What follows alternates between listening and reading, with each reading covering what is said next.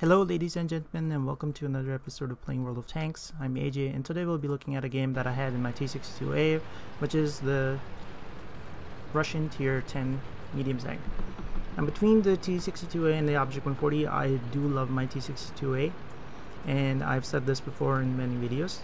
Cliff is a very interesting map, very medium friendly, I would say. If you have gun depression, you can play in the middle.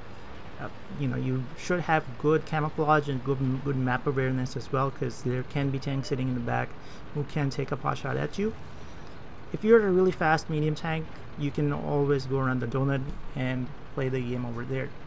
Now, since there's no RD in this game, so what I'm going to do is I'm going to just come over this ridge right here, sort of like mask most of my hull by using the gentle ridge that is in front of me, and see if I can put a shot in anything that passes in front of me. And this T30 is unlucky enough to be in my crosshairs, and so is the size 3. Now again, the enemy tanks you can tell they're not really good or very skilled players, because you see a tank right in front of you getting shot. Most people's reaction would be just to stop and see what is shooting at them. So I'm anticipating nobody is coming now, but I'm proven wrong. The E75 just drives in the open because he thinks he's driving an E75, hence he's invincible. Now, since I'm using the ridge to cover most of my tank, I give a very bad angle for the E75 to take a shot at, and he bounces. He's also unlucky enough that the T30 on our team manages to land another shot.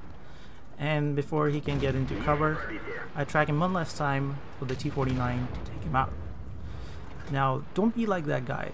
Going to donut only works if you're driving a fast tank. If you know there's mediums in the game, you should anticipate at least one of them to be at the donut at some point. Now, I come over here, seeing as the IS-8 needed some help, and he took a big shot from the Yak-10 100. Now again, I'm gonna look for enough gun depression where I don't show my hull. I'm gonna shoot at the first thing that comes into my crosshair. I shoot at the RHM because he's a soft target, and I knew if I shot at anything else, I might be more likely to bounce. So I just wait and bide my time. Now at this point, I should have just come over the ridge and put a couple of shots into the FV215B183. It doesn't cost me anything, but except maybe doing a bit more damage.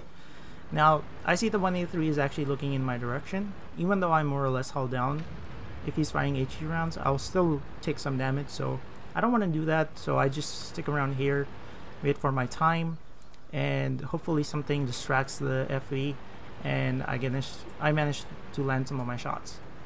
Now at this point, I try to go left to sort of get into a different angle against the FV. I just hear that he fired a shot, so I just come in.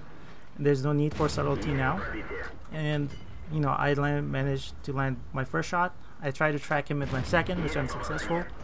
The FV repairs his track, but unfortunately for him, the reload on the T62a allows me to track him again. Now at this point, I'm not actually trying to track him, I'm just trying to do damage to him. And before I can fire my last shot, he gets taken out by the ISU on our team. Now, at this point, I sort of did not know where the Yak-10 100 was. I was assuming that since he saw the FV behind him take punishment, that he would be wise enough to sort of steer in my general direction. So I did not want to go over the donut and take 1,000 and be shaved 1,000 hit points off. So what I'm going to do is I'm going to take the long way around the donut, make sure that I catch the Yak-10 100 by surprise. Now the trick over here is that I'm gonna go wide and use those two bushes that are just past the entrance, and see if I can mask my approach and spot anything that's in front of me. Now at first I thought the Yak-10 100 would be further where I was looking, but to my surprise he's actually hiding behind those two rocks and wasn't spotted. So I somehow managed to bounce my shot. I think it went slightly to the right and sort of bounced from his side. And before I can finish off the Yak-10 100, he dies as well.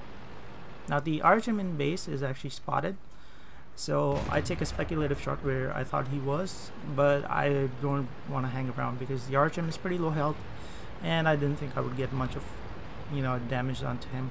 Instead, I see that the E100 on the enemy team is nearly full health. So what I'm going to do is I'm just going to go there and, you know, hopefully get some more damage done. Now before I can get there, the T30 on our team gets taken out by the E100. Now I know I have approximately 16 to 17 seconds before he reloads. So I'm thinking if I get there, I might get there in about, you know, 7 or 8 seconds. I probably have another 8 seconds before he's kind of reloads. So I get over here, you know, I'm anticipating you know, the T54 to be already here. Now the E100 is looking in his direction, so I actually don't wait. I have tried to track him, which I'm successful at doing, and instead of like sticking around there, you know, I track him again. And at this point I thought I was underneath his gun direction, but you know, I was wrong, and he managed to put one shot into me.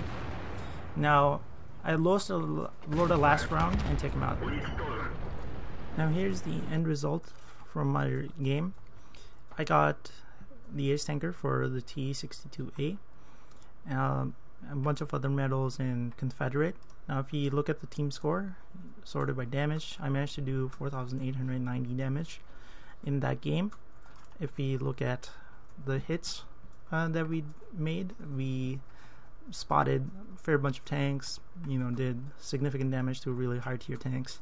E100, a lot of my damage went off of him. The FE215B 183 took some hits from me, so that's probably why I got the Ace tanker in this.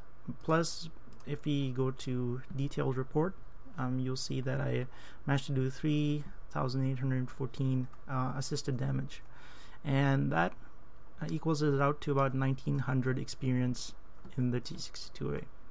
So hopefully, you know, this goes to show how or why I like the T62a. It's a very nice tank, very good when it's played well, and you know, hopefully you guys are all excited to pick one up, and you know, let me know what you think about it in the comments, and I'll hope to see you all in the next video of Playing World of Tanks.